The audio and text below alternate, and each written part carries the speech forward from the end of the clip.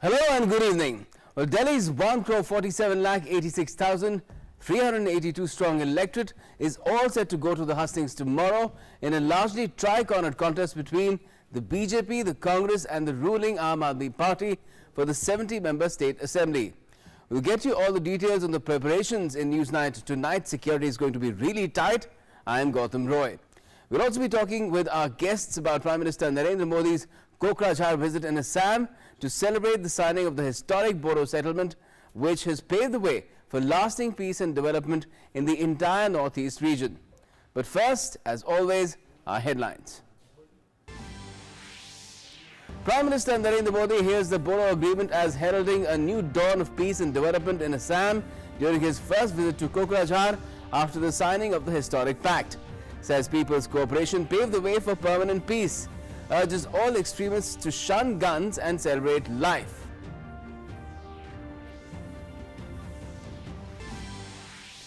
A sea of humanity descends at Prime Minister's Kokrajhar rally. People among the nearly 5 lakh strong crowd welcomed the PM with a resplendent display of folk music and dance. The PM also meets the local performers. Bedlam in Parliament over Congress leader Rahul Gandhi's statement against the PM. Congress MP is charged towards Health Minister Dr. Harsh Vardhan during his statement. Lok Sabha is adjourned for the day after disruptions and chaos. BJP seeks an apology from Rahul Gandhi. Delhi to go to polls from 8 in the morning tomorrow for its 70 assembly seats.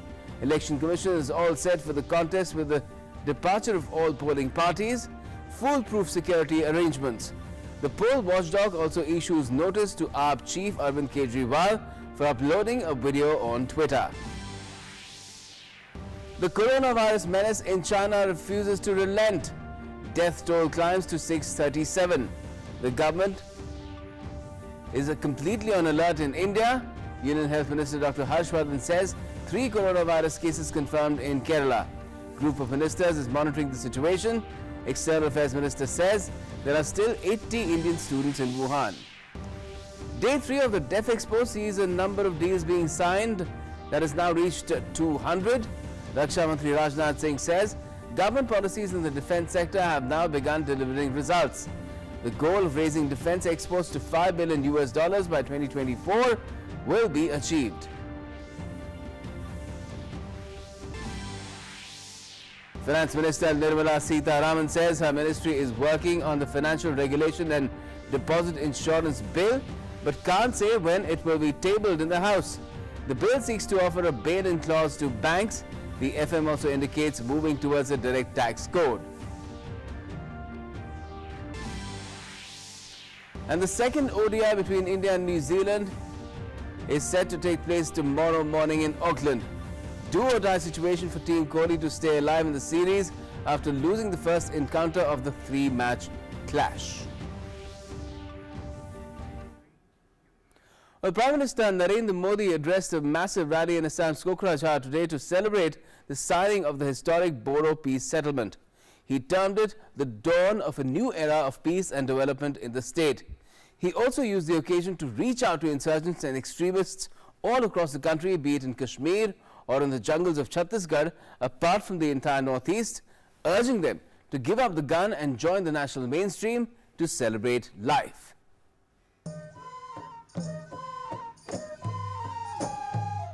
देश के इस महत्वपूर्ण भूभाग में एक नई रोशनी, नए उजाले की शुरुआत हुई है।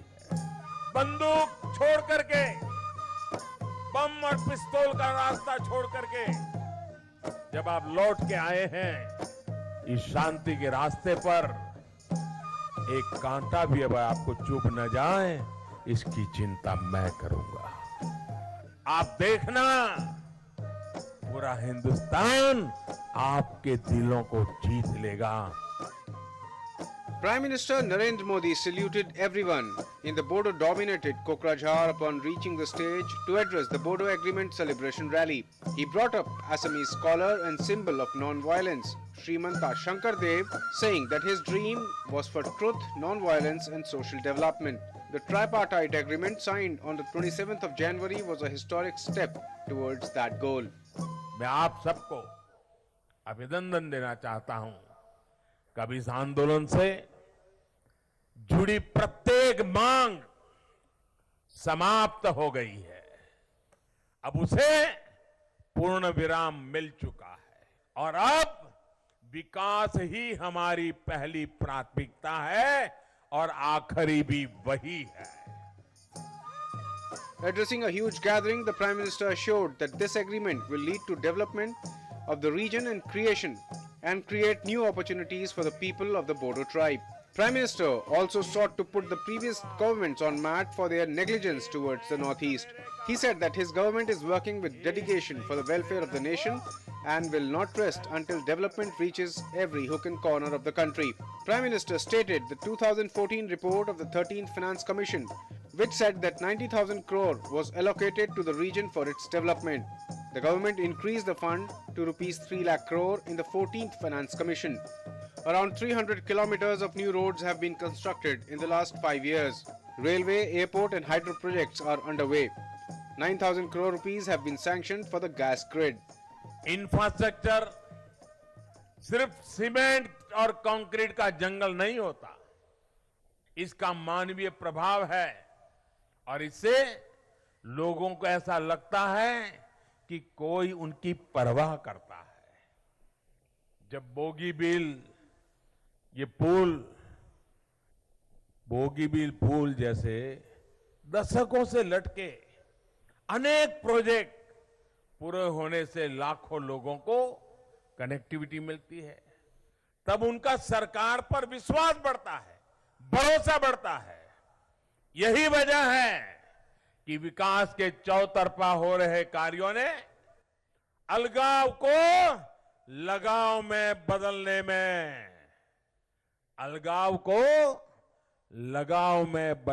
में बहुत बड़ी भूमिका निभाई। Prime Minister also highlighted the government's effort to bring ultras into the mainstream through dialogue, including the recent Bru-Riang agreement. He slammed the opposition for spreading rumors about CAA and disrupting peace and harmony in the region. He asserted that Centre is committed to preserving the cultural identity of Assam and its people. Assam accord की धारा 6 को भी जल्द से जल्द लागू किया जाए। मैं असम के लोगों को आश्वस्त करता हूं कि इस मामले से जुड़ी कमेटी की रिपोर्ट आने के बाद केंद्र सरकार और त्वरित गति से कार्रवाई करेगी। The Prime Minister also reiterated that his government doesn't believe in ignoring problems but in solving them. Bodoland Territorial Council Chief Executive Hagrama Mohilari hailed the Modi government for its efforts, saying he dealt with several governments but the Modi government is living up to all expectations. All Bodo Students Union President Pramod Bodo said that the youth is keenly looking forward to be a part of Prime Minister Modi's Ek Bharat Shresth Bharat dream. ये समझौता में आपने बहुत कुछ हम लोग को दिया है। आपका जो एक भारत श्रेष्ठ भारत का जो नारा है, ये हम लोग का दिल जीत लिया है सर, और हम भी चाहते हैं हम भी इसका हिस्सा बने। तो इसीलिए इस एकॉर्ड में आपने जिसने भी हम लोग को दिया है, इसका आने वाले समय में इम्प्लीमेंट होंगे, ये हम आपसे उम्मीद रखते हैं sir. Prime Minister Narendra Modi declared that the Northeast is slowly becoming AFSPA free. The motto of Sabka Saath, Sabka Vikas and Sabka Vishwas will open new gates of opportunity for the vibrant Northeast. With Neeraj Singh and Anu Sharma in Kokrajhar, Bureau Report, DD News, DD India. Well, the Bodo settlement was like the delivery of a dream come true for the Assamese community. And this was amply reflected in the PM's celebratory rally. A sea of humanity, which the PM himself remarked he had never seen before, descended at the venue to hear him speak of peaceful and bright future for the region. There was song, there was dance, and there was expression of myriad aspirations which now have the hope of being fulfilled. A sea of humanity that gathered for a grand welcome. All roads led to the rally venue in Kokrajhar. Such was the eagerness among people to reach the rally venue to greet the Prime Minister that practically all the routes to the venue point were teeming with crowds progressing towards it. All wanted to be a part of this special occasion. Prime Minister Narendra Modi was in Kokrajhar to celebrate the January 27 tripartite accord.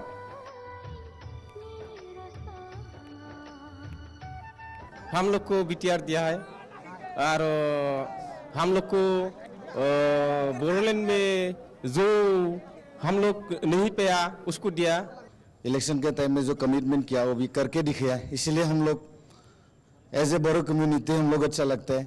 When the Prime Minister reached Kokrajhar to be part of the celebration, the crowd simply erupted in joy. The people of Kokrajhar welcomed the Prime Minister with a spectacular display of traditional song and dance.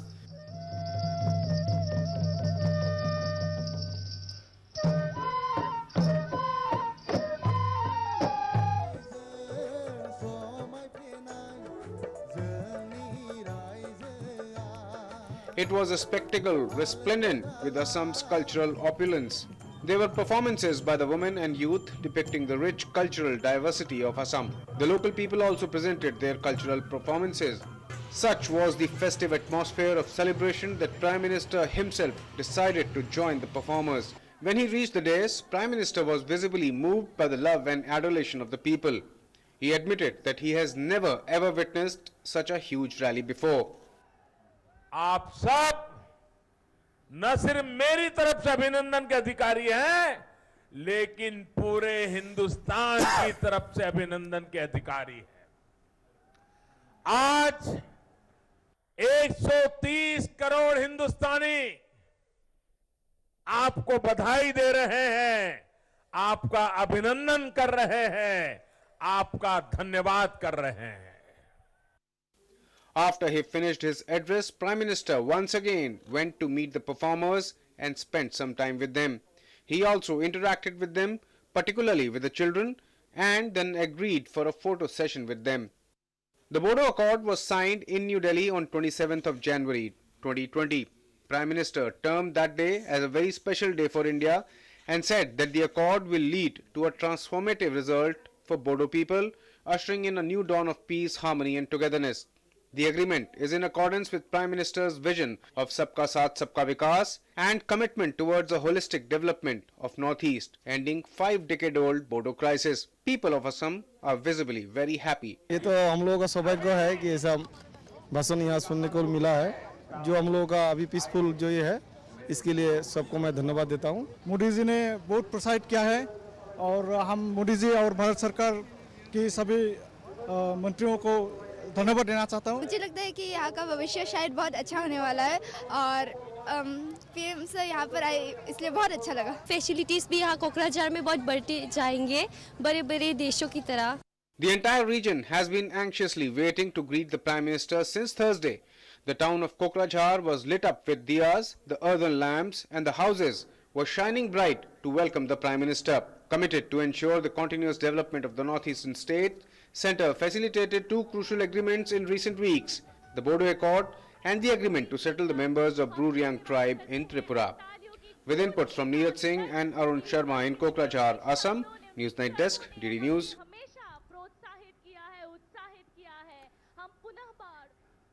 The joy, the effervescence and the bubbling of aspirations was pretty evident from what we saw in Kokrajhar today. Now, why is that? Well, to understand that, one needs to go into the history of this entire issue. Let's look at that. Well, the Bodo tribes live north of the Brahmaputra River in Lower Assam. That's where they're concentrated. 13.62 lakh Bodo people in Assam according to the 2011 census. Bodo population is 4.3% of the entire population in Assam. So it's not a large number, but it's concentrated. Bodos mostly settled in BTAD in Kokrajhar, Baksa, Udalguri and Chirang districts. So this is the entire area. Call for a separate Bodo land is over 5 decades old. That's how far this issue goes back. Struggle for separate Bodo land cost at least 4,000 lives. So that's a big dimension of this entire issue as well. Now, there were other records to resolve the Bodo issue as well. The first one was in 1993 on the 20th of February. Agreement between Indian government, the Assamese government, the ABSU, that's the students' body, and the BPAC. Now, the second one was in 2003 on the 10th of February. That was between the Indian government, the Assamese government, and the BLT, that's the Tigers. They are another group that has been fighting for a separate Bodo land. And the 2020 Bodo Settle Agreement is completely comprehensive. It doesn't leave anyone out. Main elements of the 2020 Bodo Pact, you can see, are comprehensive tripartite agreement between all stakeholders. No one is left out. Centre, Assam government, and all Bodo factions are on board as far as this pact is concerned. BTC is also part of this agreement. All 4 NDFB factions are signatories as well. Bodo Liberation Tigers are also included. 30th of January 2020, 1,615 armed cadres with nearly 500 weapons surrendered and they joined the national mainstream, giving up violence. All NDFB factions have joined the national mainstream now after giving up their guns.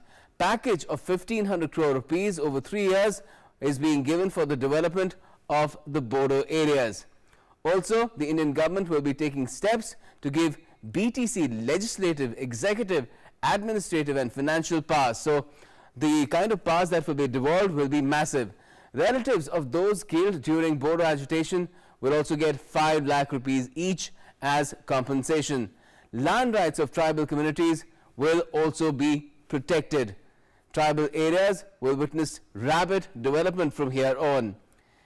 NDFB cadres will be resettled comprehensively. They will get amnesty as well.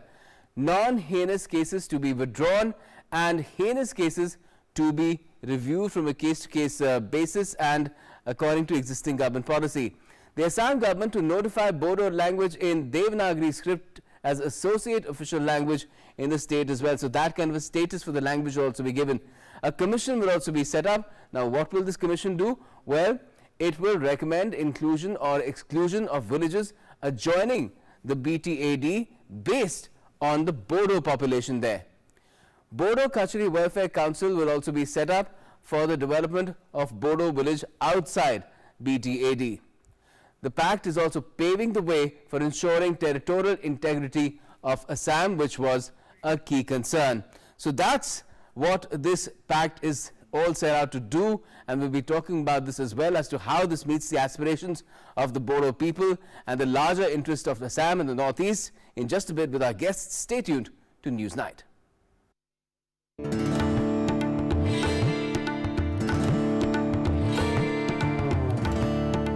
संपूर्ण वेद ही इस बात का प्रतिपादक है कि हमारा भारत श्रेष्ठ भारत है, एक भारत है। विना वेदम, विना गीताम, विना रामायणीम कथाम, भारतम भारतम नहीं। हमारा जो देश आज बहुभाषी है, बहुसंस्कृति में आपको दिखता है, इसके मूल में एकम सद विप्रा बहुधा वदन्ति।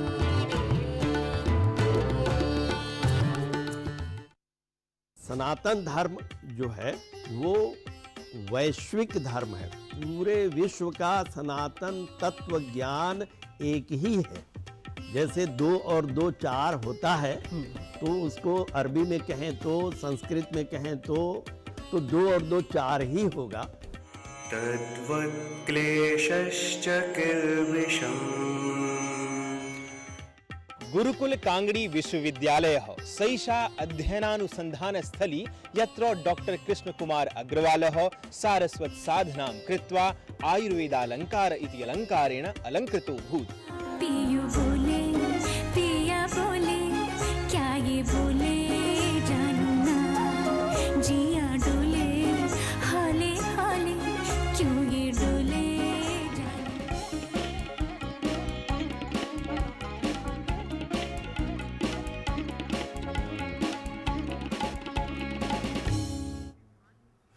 Welcome back. You're watching Newsnight, and we're talking about the Bodo settlement, which saw a grand celebration today in Kokrajhar with Prime Minister Modi there, calling it the new dawn of an age in Assam, and also reaching out in the interest of peace to all insurgents, extremists all across the country. And that brings up our InFocus tonight, and that is PM hails new dawn of peace in Assam. And to talk about it, we have senior journalist Deepak Diwan in our studio. Also columnist Shubhimal Bhattacharjee. First to you, Deepak, the kind of celebration that Kokrajhar has seen today just tells us what this entire agreement really means for that region. It is pretty clear that people are quite happy with it. What is the reason for that? Gautam, see, if the last 50 years, you will not find a single Bodo family who has not contributed in terms of manpower or the emotional support to the cause of Bodo's demand. So today, when the entire militancy has laid their arms, and there is no disturbance anymore in the entire BTAD region, that's why the people are so happy. They were so happy. They all came. I mean, I have never seen in my life, I have covered so many political rallies and other rallies, celebrations. I have never seen this much crowd. 5 lakh people, you know, you can imagine the emotions behind that. Certainly. And Shubham Bhattacharjee, it is pretty evident that people are feeling that a lot of their demands that were there in terms of how they were seeking a separate entity, a political entity, have been met through the settlement itself, and so much so that the borderland demand no longer is relevant. Yeah, absolutely. I think this is a win-win situation for all the parties concerned. If you see, attempts to solve the Bodo problem have been going on for quite some time. The whole insurgency as well as the civil society protests from the Bodos have been around for now more than 4 decades.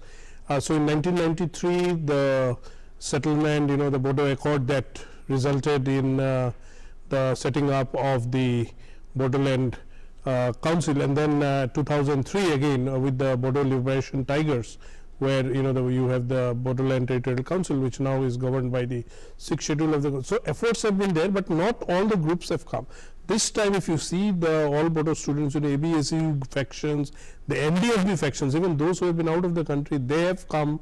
The central and the state government have participated. The bigger point to note here is that this whole comprehensive solution encompasses a lot of stuff that possibly gives the Bodo people almost everything except short of a state. So it's almost like a state within state. Absolutely. So I think this is a model that should be attempted for many of the other groups also in the region, because while there have been genuine demands from many groups around the identity, culture, economic prosperity, but there is also another effort, that an industry of insurgency that goes on. So I think all of them, the Prime Minister's message was very clear. I think everyone should abjure violence, come to the mainstream. I think Mr. Modi's and Mr. Amit Shah's mandate is very, very clear, to all solve all these pending issues, because if you see the Northeast as a gateway to your activist policy, to so many other development efforts, you cannot afford to keep the region in a fluid state, because a few people always find faults or means to disturb the peace. So I think it's a absolutely good win-win step. Yes, but Diwan, tell us why did this Bodoland demand start in the first place about 5 decades ago? Why did it turn violent, and how this particular pact will ensure that that scenario is no longer the case? Well, I think this movement was started by Upendranath Brahma, whose statue you saw on the stage. PM garlanded that statue. See, this movement started when they felt they being tribal, they were neglected by the state of Assam, and they started demanding that till we have our own state, till we can take our own decision, we will remain like this. So with that feeling, they started this movement, and this movement turned militant many times. It was not a violent movement when it started, but the militants took over time to time. Different groups were active. So finally, when we reached today in 2020, see, because of the government's policy, ever since this government took over in 2014, I'm talking about the BJP government, their focus was on Northeast. They changed look east to act east. To act east means you have to develop the area. To develop the area, you have to bring the peace. So effort was made by the center to initiate talks with the militants and bring them to negotiation table. And for that, I think our national security advisor to Prime Minister Ajit Doval picked up our finest officers for as interlocutors. For Bodo, the interlocutor is Mr.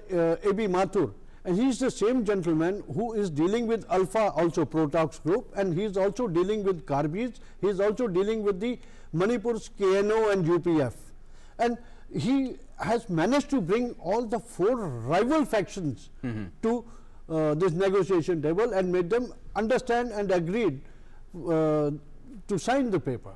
So this is net result is the government's policy and the people behind the accord. And I think the similar accord you will find, as my friend is saying, co-panelist is saying, that you will find the same thing happening in Karbi areas. This will happen in Manipur also. But I think the state government also played a major role in this, Sarbananda Sonowal. I think Manipur's Biren Singh should also come forward and seek the same solution for cookies in Manipur.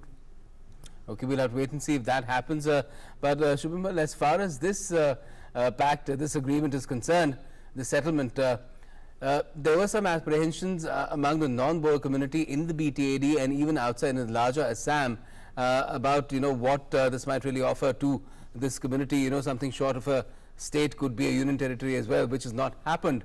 Now, do you feel that the acceptability because of that of this settlement has been universal? Yeah, I think Bodos comprise just 30% in the BTAD 4 districts of Kokrajhar, Chirang, Baksa and Udalgiri.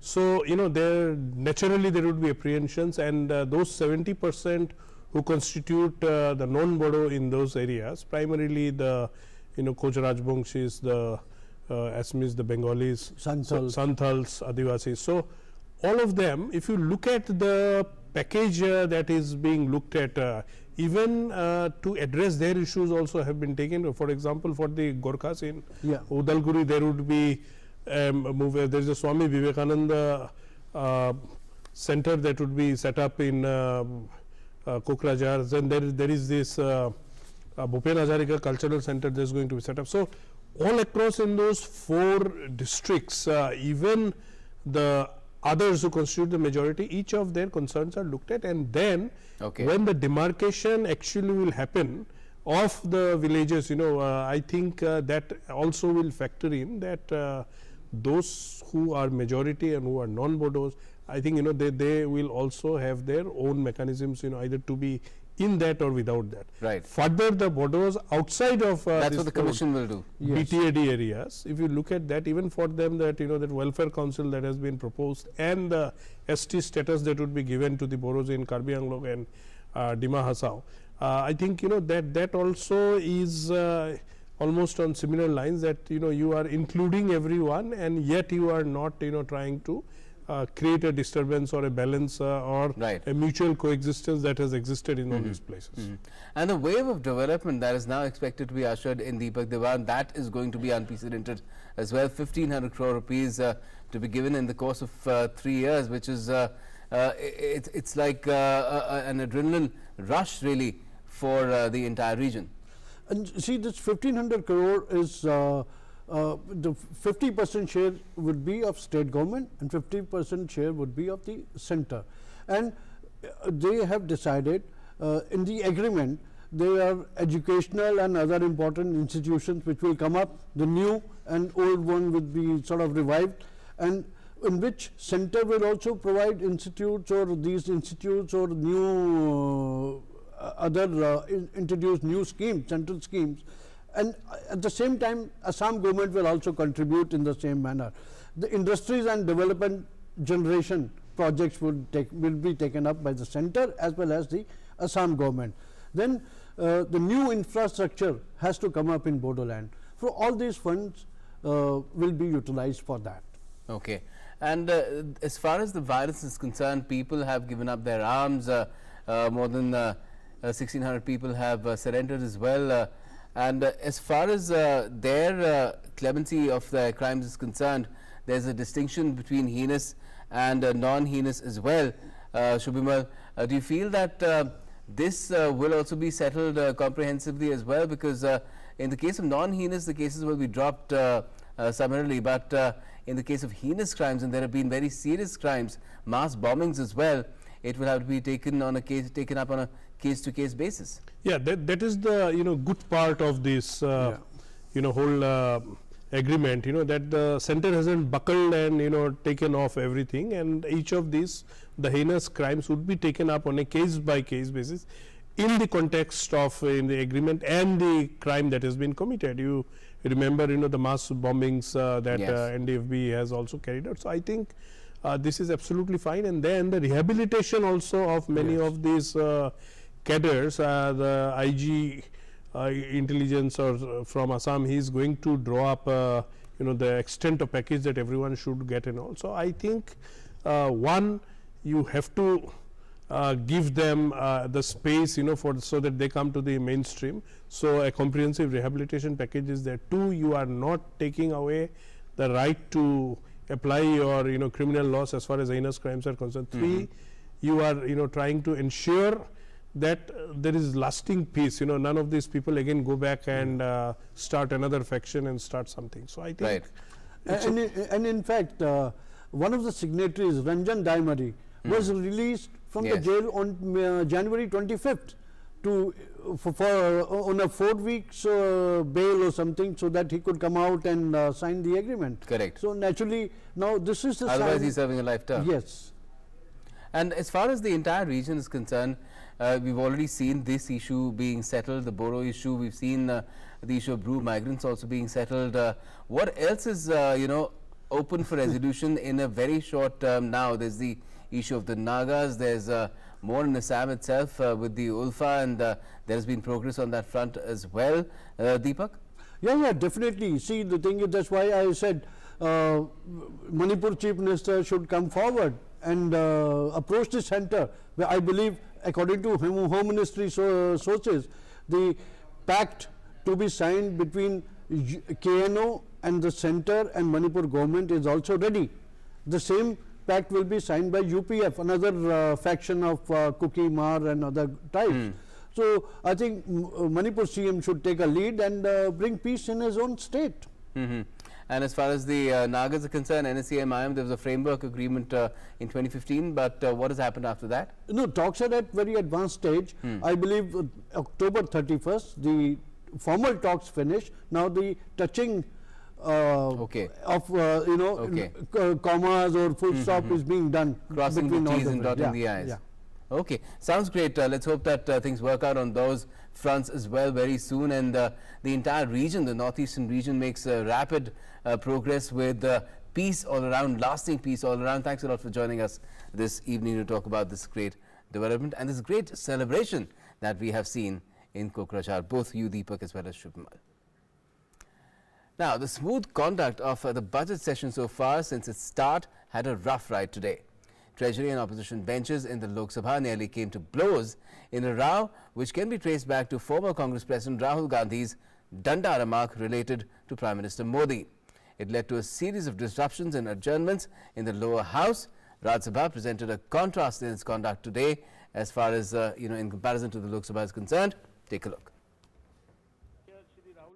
Treasury and opposition members nearly came to blows in Lok Sabha on Friday when Union Health Minister Dr. Harshvardhan condemned in no uncertain words the outlandish remarks made by Congress leader Rahul Gandhi against Prime Minister Narendra Modi. During the question hour in the lower house, when Rahul Gandhi asked a question related to establishment of medical colleges, the Union Minister said that before giving the answer, he would like to make a statement on the Congress leader's recent comment on Prime Minister. On this, Congress MPs came to the well strongly protesting against the minister's move. One of the Congress members from Tamil Nadu, Manikam Tagore, came to the Treasury benches and attempted to aggressively reach Vardhan, who was sitting in the second row. Sensing more trouble, the Speaker adjourned the House.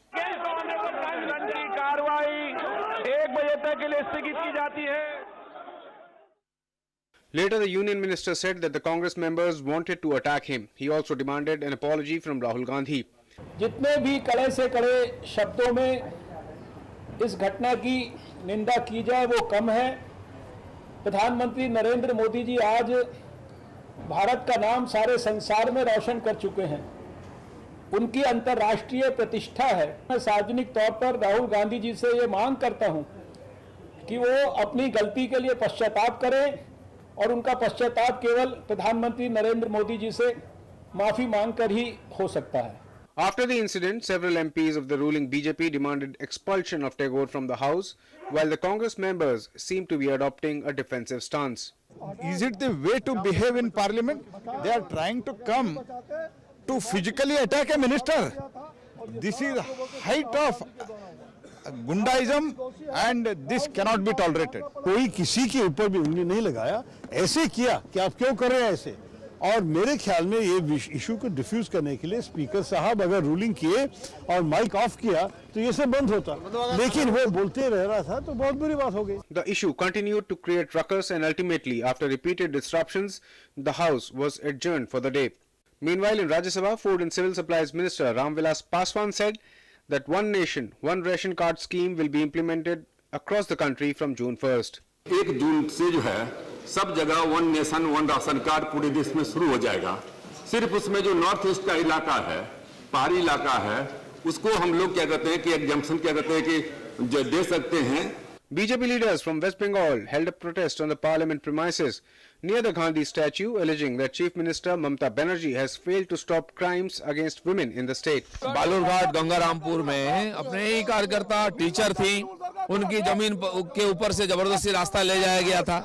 उन्होंने आधा रास्ता छोड़ा, उनका पूरा जमीन लेने के लिए वो चक्कर में थे, उन्होंने मना किया तो उनको रस्सी बांध करके दोनों महिलाओं को रास्ता में घसीटते हुए ले जाया जा रहा है। इस प्रकार लगातार घटना घटे। कुछ दिन पहले वहां एक लड़की की बलात्कार हत्या हुई है। पूरा बंगाल में महिलाओं की कोई सुरक्षा नहीं है। Rajya Sabha and Lok Sabha will hold a discussion on the general budget on the remaining days of the first half of the budget session, that is on Monday and Tuesday. With inputs from Parliament team, Newsnight Desk, DD India. Day 3 of the ongoing Deaf Expo in Uttar Pradesh's capital Lucknow has witnessed the signing of as many as 200 MOUs worth nearly 50,000 crore rupees so far since its start. It also saw Raksha Mantri Rajnath Singh presenting several new defence products. Take a look. Bandhan, a ceremony for signing of MOUs, launch of products and major announcements marked Day 3rd of Defence Expo presided by Raksha Mantri Rajnath Singh. UP Chief Minister Yogi Adityanath and Defence Secretary Ajay Kumar were also present on the occasion. Nearly 200 MOUs were signed and Raksha Mantri also presented a number of new products. The signing of over 200 MOUs between Indian defence PSUs, Indian private companies and foreign companies in the presence of the Defence Minister and the UP Chief Minister will go a long way in giving a kickstart to the UP Defence Corridor, and once that becomes a reality, generating employment and also achieving the target of $5 billion defence exports from India. DRDO has facilitated complete transfer of technology to private companies. Defence Minister Rajnath Singh said that the defence policies initiated under the Modi regime were beginning to show results. आज इस समारोह में 71 MOUs और 13 products की launching हुई है और साथ ही साथ 6 मेजर अनाउंसमेंट्स और 18 टेक्नोलॉजी ट्रांसफर एग्रीमेंट्स भी हुए हैं। अतः आज 100 से भी अधिक नए बंधन हुए हैं और इस कार्यक्रम का एक नया जो नॉमेनक्लेचर किया गया है, बंधन। आप सभी जानते हैं कि मनुष्य की जिंदगी में भी बंधन का कितना बड़ा महत्व होता है। ये बंधन जो होता है वह म्यूचुअल कॉन्फिडेंस, परस्पर विश्वास का यह बंधन होता है। जो लोग भी MOU में शामिल हैं, मैं समझता हूं कि बंधन के विश्वास को किसी भी सूरत में टूटने नहीं देंगे और यह बंधन निश्चित रूप से ही मैच्योर होगा। UP Chief Minister Yogi Adityanath said that the new MOUs would bring in investments of nearly 50,000 crores for the state and create many jobs. जो 6 नोड प्रदेश के अंदर डिफेंस कॉरिडोर के लिए चिन्हित हुए हैं, इनमें झांसी अलीगढ़ में हमारे पास जो लैंड बैंक था वो पूरी तरह बुक हो चुका है। हमारे 4 अन्य नोड में भी व्यापक संभावनाएं हैं। जेवर में हम एशिया का सबसे बड़ा एयरपोर्ट लेके आ रहे हैं।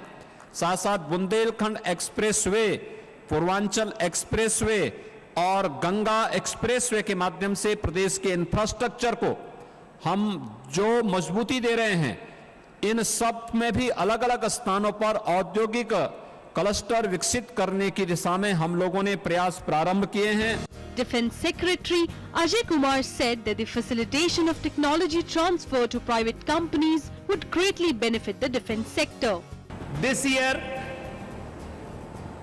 when we started organizing the Def Expo, highlighting its business potential, its investment opportunities that defence sector offers, we set ourselves a big target of 100 MOUs and business deals. That was nearly 250% higher. One of the companies that is investing in the UP corridor, the Lohia Group, makes composite materials for high-tech systems such as satellites, rockets, aircraft fuselages. This is a very critical technology, and not just are they contributing by Make in India, by manufacturing in the UP defense corridor, they are also enabling Skill India because they hire graduates from industrial training institutes all across UP and IIT Kanpur, and then they send them for training in Israel. They fund it and sponsor it fully. So this batch of 100 graduates of engineering from India is trained and their skills enhanced. They imbibe best practices, and that is how they are also contributing to Skill India as well. Ordnance Factory Board Chairman has also exuded confidence that the board will achieve the target of rupees 100 crore exports in not so distant future. आज से 3 साल पहले हम लोग का जो export का level होता था वो 20 से 30 करोड़ का होता था, लेकिन पिछले 2 सालों में हम इस स्तर को 20-30 करोड़ से करीब 200 से 300 करोड़ पर लेके आए हैं। पिछले साल हमने करीब 240 करोड़ का एक्सपोर्ट किया है। इस वर्ष भी हम इस फिगर को क्रॉस करेंगे। Defence manufacturing firms from across the world are participating in the 5-day event inaugurated on Wednesday by Prime Minister Narendra Modi, who indicated that the country is eyeing the export target of $5 billion by 2024. Newsnight Desk, DD India. 190 companies of Central Paramilitary Forces will be deployed in the national capital tomorrow to ensure free, fair and peaceful conduct of the Delhi Assembly elections. Voting for the nearly 1.48 crore strong electorate will begin at 8 a.m. and wind up at 6 p.m. There are mobile apps and QR codes to boost the digital voting experience. Here's more. Polling officials and security forces have left their polling booths ahead of the Delhi Assembly elections on Saturday. Heavy security arrangements are in place to ensure peaceful polling in the national capital. Special attention has been given to the security preparation for the sensitive constituencies. In view of the ongoing anti-CAA protest in Shaheen Bagh, all 5 polling stations in the area have been put under critical category, and confidence-building measures are continuously being undertaken to reassure voters. A total of 668 candidates are in the fray for 70 assembly seats in Delhi this time. Votes will be cast at a total of 13,750 polling stations. 90,000 government officials are deployed to manage the election. 190 companies of Central Armed Police Forces and 42,000 Delhi police personnel will be deployed to conduct elections in a fair and peaceful manner. Mobile team है, सब तरह के हैं, और अगर मैं आपको paramilitary force के बताऊं तो 190 companies of paramilitaries are deployed to make the arrangement foolproof. इसके अलावा 19,000 homeguards हैं, उसमें बाहर से भी homeguards आए हैं. A total of 1,47,86,382 voters will cast their votes this time. This time, there are 2,32,815 young voters aged between 18 and 19 who will be using the franchise for this time. The 2020 Delhi polls will be tech-driven with greater use of technology elements like mobile apps, QR codes, social media interference, seeking to enhance the experience of all category of voters before polling or on the voting day. Electors can carry smartphones at polling stations in 11 assembly constituencies for accessing QR codes from voters' helpline app in case they have not brought the voter slip to the booth. Delhi has 70 assembly constituencies and one constituency in each of the 11 districts will have this tech-driven facility. The Election Commission has issued a show cause notice to the Delhi Chief Minister Arvind Kejriwal for posting a video on his Twitter handle to target the opposition, saying prima facie it has the potential of disturbing the communal harmony. Kejriwal has been asked to respond to the notice before 5 p.m. on Saturday. With Newsnight Desk, DD India. Chairman Prasar Bharati Dr. A. Prakash was given a warm farewell upon completion of his tenure at a function in the Ministry of Information and Broadcasting today. Union Minister Prakash Javadekar remembered his invaluable contribution.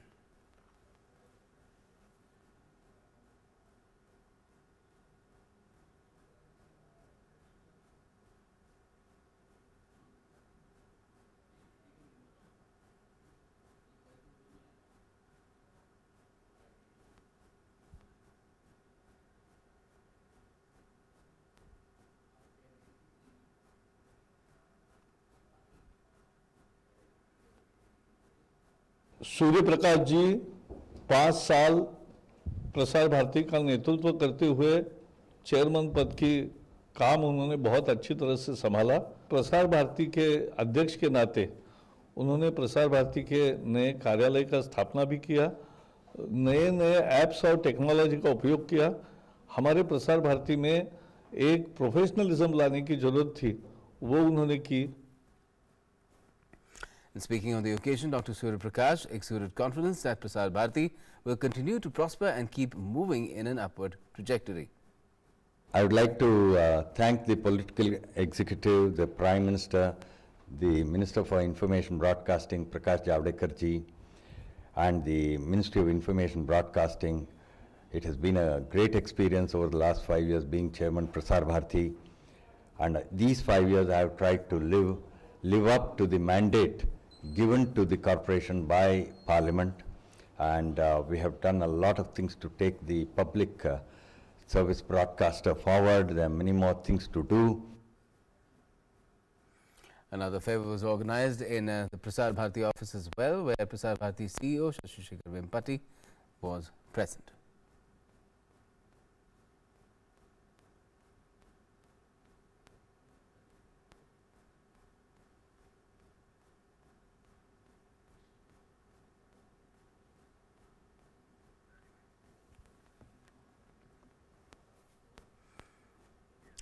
The coronavirus contagion in China keeps adding to the list of casualties. Death toll has now climbed to 637 there. The impact of the outbreak is also being felt in over 24 countries, and efforts are on at war footing to combat the spreading virus. Even in India, the centre along with state governments is keeping up a strict vigil. Among other developments, the day also saw Union Health Minister Dr. Harshvardhan brief parliamentarians in Expo with a statement about the measures taken so far. So far, 638 people have died worldwide from the dangerous and deadly coronavirus, out of which 637 are from China. More than 31,000 are now infected with the deadly virus. In addition, nearly 200 cases have been confirmed outside China. Another 41 people quarantined on the cruise liner of Japan tested positive for coronavirus, bringing the total confirmed cases to 61, with thousands of passengers confined to cabins as testing continues. The new ship cases take the total number of coronavirus infections in Japan to more than 80, according to Reuters calculations. As many as 150 passengers with symptoms of coronavirus have so far been referred to isolation facilities in the country as the government steps up efforts to deal with the outbreak. Making a suo motu statement in the Rajya Sabha on Friday, Health Minister Harshvardhan said existing visas are no longer valid for any foreign national travelling from China. I am daily reviewing the situation. A group of ministers consisting of Minister of External Affairs, Minister of Civil Aviation, and Minister of State for Home Affairs, Minister of State for Shipping, and Minister of State for Health and Family Welfare, chaired by me, has been constituted to monitor the situation. Preeti Sudan, Secretary, Health and Family Welfare, chaired a video conference with health secretaries from states and union territories along with senior officials from Ministry of Shipping, Ministry of External Affairs, Ministry of Civil Aviation, Ministry of Tourism and Ministry of Home Affairs to review their preparedness for prevention and management of novel coronavirus.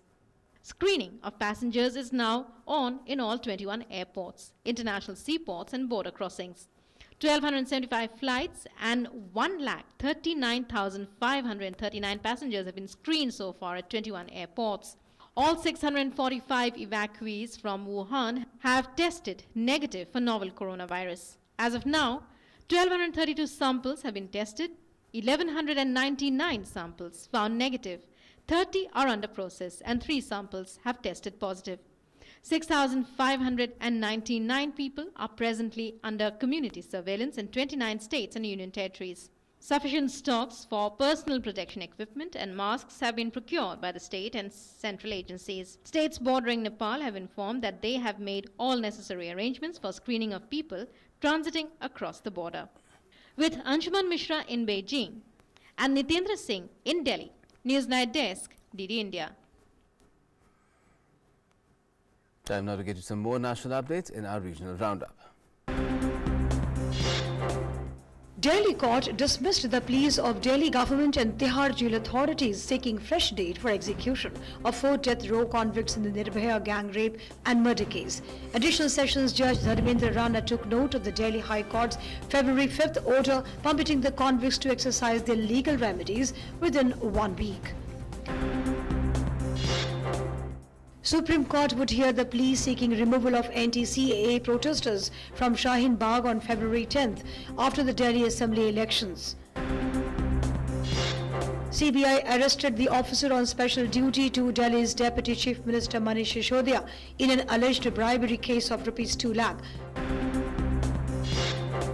Delhi High Court has stayed the AAP government's decision to increase auto rickshaw fares in the national capital. The court was hearing a petition filed by NGO. The Jammu and Kashmir High Court dismissed a public interest litigation seeking a stay on the release of Shikara, a movie on the exodus of Kashmiri Pandit from the valley in 1990. Finance Minister Nirmala Sitharaman has said that the budget presented by her last week provides a discreet and considered stimulus. Speaking to industry representatives in the financial capital, Sitharaman said the budget draws on experiences of all the past instances of a slowdown in growth where the government has had to provide for a booster. She said unlike the past instances of providing for a stimulus, the remedies that the budget have provided are very focused, very clear that it is going to be in a well chalked out path with a clear intention of spending responsibly in building capital assets. She pointed out that the rural and farm sectors had got attention through the 16-point agenda, startups have been given a fillip and infrastructure investments have also been taken up. She stressed that the intent of the government is to move towards simplified tax regime. Thank you very much for being here on a working day morning. To finally address fiscal deficit target, in spite of invoking the escape clause, has been where it is mentioned today for 3.8 for this fiscal, and not leaving it open-ended, we've committed ourselves to a clear discipline of bringing it down to 3.5 in the next fiscal. Time now to get you some updates from around the globe in our World Wrap. Rain poured over much of Australia's east coast on Friday, transforming fire-stricken areas, dousing some of the country's most damaging fires and easing a drought that has crippled farmers across 2 states. When a firestorm swept towards Australian community of Italeba, located north of the Sydney, the residents of small timber and sheet metal roof home decided to stay and fight the flames to provide shelter for abundant wildlife.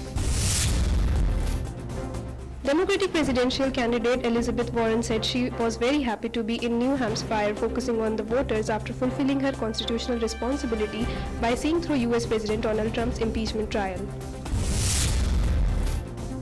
Directors of the Oscar-nominated international films were toasted at a reception just days after Sydney's glitzy awards show. Films from South Korea, Spain, Poland, France and North Macedonia are nominated in the category which used to be called foreign language films. A group of around 30 indigenous Brazilians have occupied land within megacity of Sao Paulo to protest the cutting down of trees and development of the land by a construction company. Lifting of a legal moratorium on fishing the catfish is prompting calls for its renewal from environmentalists and researchers as it threatens Amazon River dolphins. Hundreds of thousands of fruit bats have taken over a town in Australia, wreaking havoc throughout the community. Local parks, a town in Queensland, have become overrun by swarms of bats as tree branches break due to the weight of the bats hanging from them. Bats are protected under Queensland state law, limiting the ways the local government can respond to the infestation. Time now to talk about sports and cricket, where India will aim for quick course correction when they take on a resurgent New Zealand in the second ODI in Auckland on Saturday.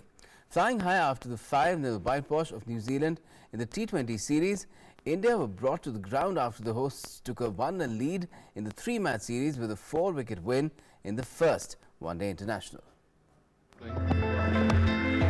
With the momentum that the Indian team was carrying into the ODI series, the result of the first game was somewhat unexpected.